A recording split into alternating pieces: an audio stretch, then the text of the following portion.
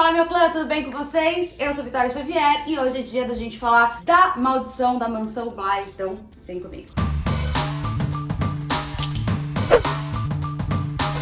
Antes de mais nada, já se inscreve no canal, vem fazer parte da melhor família nerd, da melhor família da cultura pop. Já me segue aqui no Instagram pra gente poder ficar pertinho. E deixando bem claro aqui que o início do vídeo não tem spoiler, não se preocupem, tá? Da metade em diante eu vou dar spoilers e vou pontuar algumas questões e fazer o final explicado para quem tiver ficado aí com alguma dúvida. A Maldição da Mansão Bly é a segunda temporada da Maldição da Residência Hill, mas é uma série antológica, ou seja, cada temporada tem uma história diferente e independente, com começo, meio e fim. A única coisa que vai se repetir são alguns atores, como é o caso da Victoria Pedretti, que ela interpretava uma das irmãs Crane na primeira temporada, e agora ela é a protagonista Dani, né, a au pair, e obviamente o criador, Mike Flanagan. A primeira temporada foi baseada em uma obra da Shirley, e agora essa segunda temporada é baseado na obra aí do Harry James, A Volta do Parafuso, que é uma obra que já foi revisitada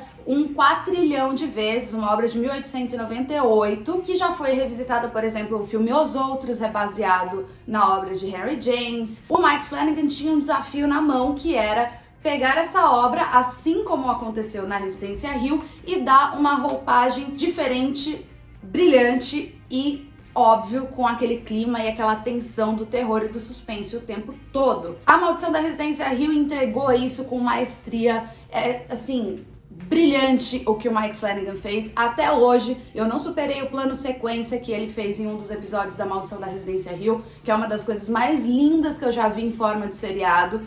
Cinematograficamente falando, aquele plano sequência é, assim, de cair o queixo de tão bom. E agora ele consegue repetir essa dose na Maldição Bly, né? Na Maldição da Mansão Bly. Um pouco diferente do que a gente viu na Residência Hill, mas tão bom e tão envolvente quanto. A história da Residência Hill é um pouco mais complexa. Já na Mansão Bly, a gente entende que é uma coisa um pouco mais linear, mas que também exige bastante do espectador. Então, assim, você não pode ficar ali lesando no celular, passando no, sei lá, no Insta, porque se você perder um detalhe, você vai perder o fio da história. Mike Flanagan é um cara extremamente detalhista, então ele se preocupa em entregar uma história de peso e com detalhes de peso. Então, desde a simetria das cenas que são construídas, e quando eu falo simetria, são cenas ali da cozinha, que você pode ver que os personagens estão simetricamente colocados, uma coisa que é dita por um dos personagens e que é um detalhe bem pequenininho, mas que faz toda a diferença pro roteiro e pra história acontecer. E a Mansão Bly também chama atenção, além de trazer a Victoria Pedretti aí como protagonista e ser um acerto em cheio, o elenco infantil é um absurdo de bom. A Amelia, né, a Amélia, que faz a Flora, e o Benjamin, que faz o Miles, são assim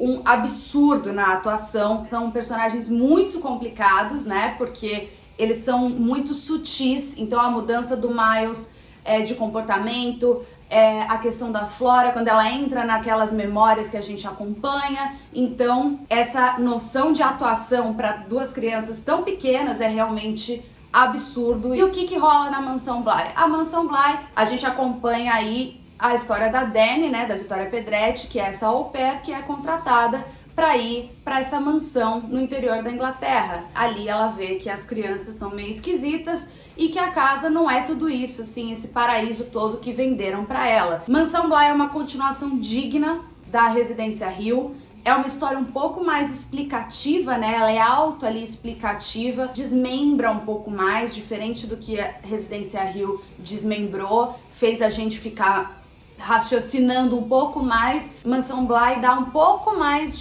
dá a coisa um pouquinho mais mastigada pra gente, mas nem por isso a gente tem que deixar de prestar atenção. É uma sequência digna, eu amei as atuações, a fotografia. Mike Flanagan acertou em cheio mais uma vez, e a partir de agora teremos o quê?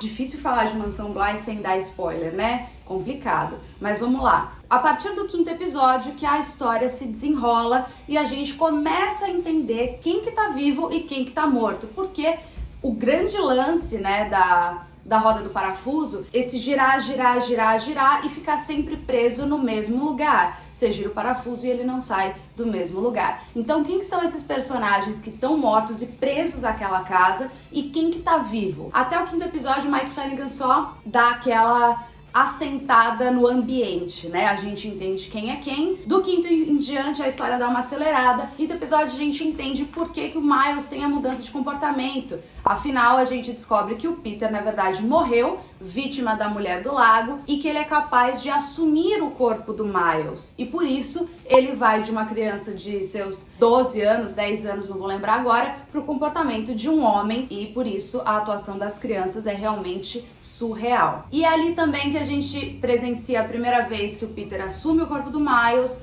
e entende que quem morre na mansão fica na mansão. O 6º episódio trabalha muito bem a questão das memórias, né? E a gente vê também a relação da Flora com a ex-babá, que vem a ser aí a parceira, a namorada e o grande amor da vida do Peter, que foi um grande boy embuste, porque ele sacaneou ela e sacaneou muito. Mas o que acontece é que ela também tem esse domínio sobre a Flora, assim como o Peter tem domínio sobre o Miles. E ali a gente entende um pouco mais sobre os momentos, aqueles flashbacks, aquelas memórias, aqueles momentos em que a Flora e outros personagens se veem absorvidos por algumas memórias, né? Eles são capazes de lidar com os traumas se deixando levar por memórias de momentos bons que eles querem guardar. Afinal, Mansão Bly é uma metáfora sobre como a gente lida com alguns traumas da nossa vida, seja uma perda de um ente querido, seja a perda de um marido, da esposa, do namorado, da namorada. O 7º, 8º e 9º episódios são, obviamente, os mais esclarecedores, porque é ali que a gente entende quem é a mulher do lago, que é a Viola, né? A gente vê o que aconteceu com ela em um episódio também muito bem trabalhado, é um episódio menos acelerado, mas assim, que no final linka com o presente, o que é muito incrível, né? A gente acompanha toda a história, a morte da Viola, o fato dela querer ficar com a filha e com o marido, dela querer ir com o marido e com a filha, mas eles jogarem aquela caixa enorme onde ela guardou as coisas no lago. A partir daquele momento ela fica presa e fica presa dentro da mansão. E ela passa a esquecer do porquê que ela estava ali, do porquê que quem era a filha, quem era o marido. Ela vira ali só um fantasma vagando pela mansão Bly, porque ela ficou presa dentro da mansão. E ela passa, obviamente, esse espírito da Viola passa a ver que ela exerce um domínio e consegue arrastar outras pessoas pro lago, como ela fez com o Peter e como ela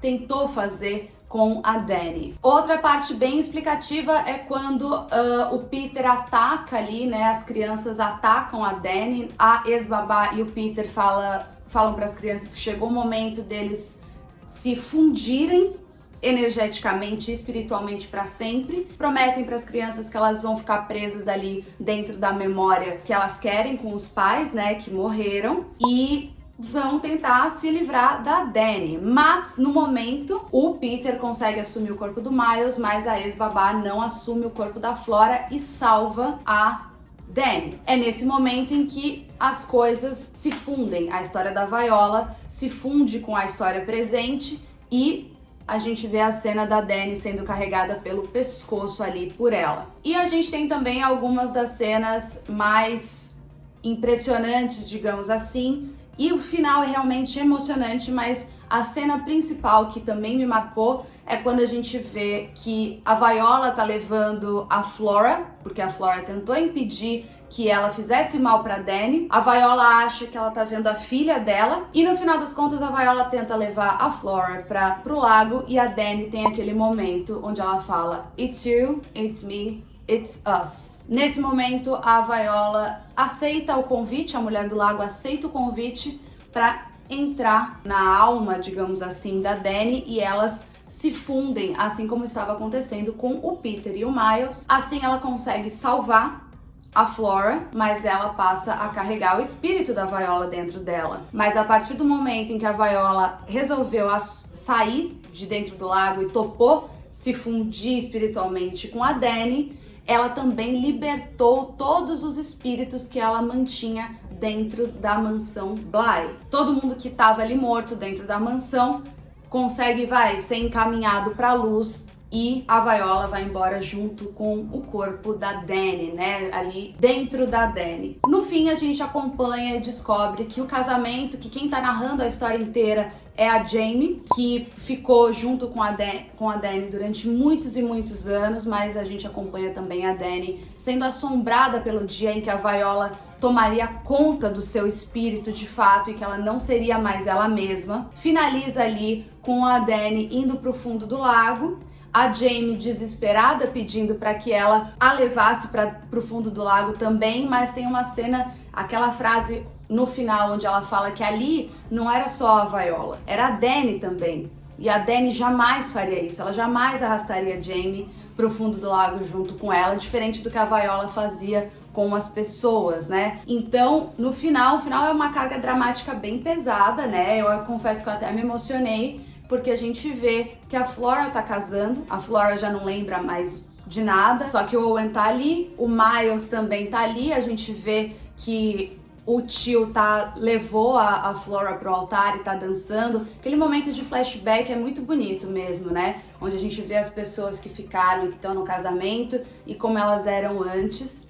E finaliza a cena com a Jamie sentada e fazendo o ritual que ela sempre fazia para tentar ver o amor da vida dela, né? A banheira, a pia e a porta aberta na esperança da Dani voltar. E a cena final, que é bem também com uma carga dramática bem intensa, que é quando a gente vê a mão da Dani no ombro da Flora, ou seja, ela estava ali o tempo todo. Então, se tinha uma forma dela acompanhar a Jamie, mesmo que fosse de forma invisível, seria voltando para Bly e ficando ali no fundo do lago, ela e a Viola, para que a Viola não tomasse conta e ela não tivesse uma vida infeliz, né? Porque seria inevitável. Então foi uma renúncia, uma grande prova de amor. Vou salientar aqui também a atuação da Tanaya Miller, que faz a Hannah, nos momentos das memórias em que ela faz a cena várias e várias vezes com o Owen, onde ela se dá conta mais uma vez que na verdade ela não tá ali de fato, né? Que ela